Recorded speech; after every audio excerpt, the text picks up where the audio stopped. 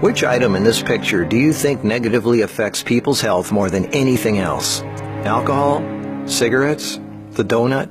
Hamburger? Sure, they're all pretty bad for you, but most people know that and at least try to limit their intake somewhat to these items, even a little bit. But it's the things we don't think about that can really cause damage. Things we use every day so regularly we don't even think about how its constant use could actually be killing us. The real culprit is the chair. We were given legs for a reason. Most third world cultures don't even have chairs, and they walk an average of 10 miles a day. We in the modern world, on the other hand, spend most of our entire waking days sitting down. People go right from bed to sitting on the toilet, after which they sit at the breakfast table, then they sit in a car as they drive to work and spend the entire day sitting at a desk, only getting up to sit in the toilet and in the cafeteria. Then they sit in the car to drive and sit at the local bar for happy hour. Then when they've had enough of that, they go drive home and spend the rest of the day sitting in a comfortable chair watching TV before they crawl to bed to recover from all the physical exertion that day. And when people go out, they sit at a restaurant or a movie theater. Sitting all day is far worse for you than you might think. A 2010 American Cancer Society study following over 123,000 people from 1993 to 2016 found these alarming results. People who were inactive and sat for over 6 hours a day were 94% more likely to die during the time period studied than those who were physically active and sat less than 3 hours a day. That's almost 100%. And get this, findings were independent of physical activity levels. The negative effects of sitting were just as strong in people who exercised regularly. 60%, that's over half of employees surveyed, were convinced they would be more productive if they had the option to work on their feet. Medical experts have started referring to long periods of physical inactivity and its negative consequences as sitting disease. Below this video are links to an endless list of medical studies showing physical inactivity and low fitness are serious threats to cardiovascular health. Even with a low body fat index, sitting has been linked to non-alcoholic fatty liver disease.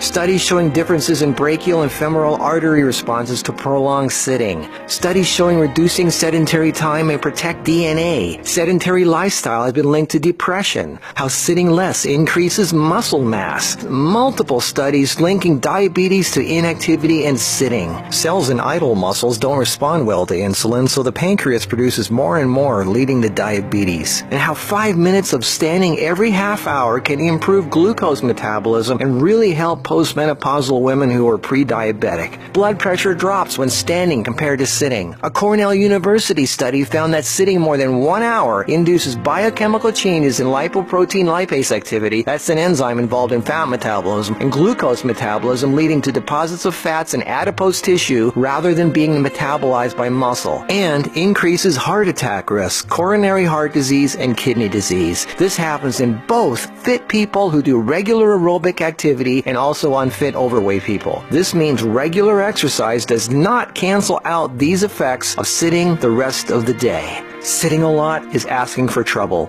no matter who you are. Another study at the University of South Carolina found that men who reported more than 23 hours a week of sedentary activity had a 64% greater risk of dying from heart disease than those who reported less than 11 hours a week. And many of these men routinely exercised. Cholesterol, blood sugar, triglycerides, diabetes, heart disease, and a number of health problems all became apparent. Studies have linked sitting to a greater risk for colon, breast, and endometrial cancers. Sitting for long periods of time can cause blood clots to form, which can travel to the brain, causing a stroke. Speaking of blood clots, lungs are twice as likely to develop pulmonary embolisms. Lack of physical activity leads to hypertension, high blood pressure, sleep apnea, snoring, compression of spinal discs, herniated lumbar discs. The Washington Post reported sitting a lot also causes leg disorders, varicose veins, swollen ankles, deep vein thrombosis, muscle degeneration, hip pain, and worst of all, a limp, sagging rear end because the glute muscles not only don't get used, circulation is cut off from the weight of the whole body pushing down on it. Medical News Today announced that our chairs are slowly but surely killing us.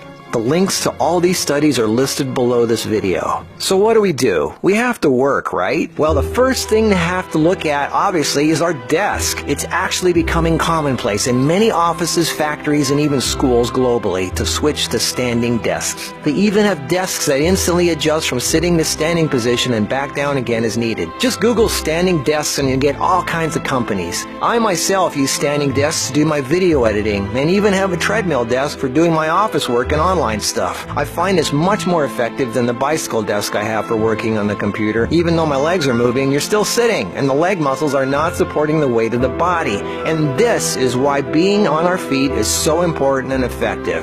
The act of standing requires all kinds of muscles to keep us from falling over. Muscles all over our body are constantly adjusting, tightening, and loosening to keep us balanced, from our feet to our legs to our torso, arms, and neck. That's thousands of muscles, big ones, little ones, constantly working to keep us from falling over. And all this work requires energy, which of course comes from our food, and fat, which doesn't get used if we sit around all day.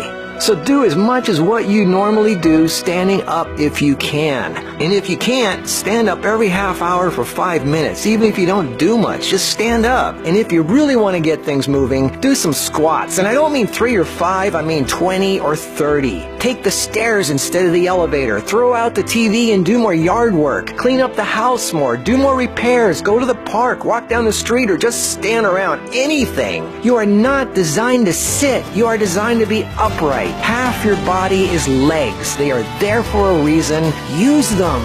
If you value your life, get off your ass.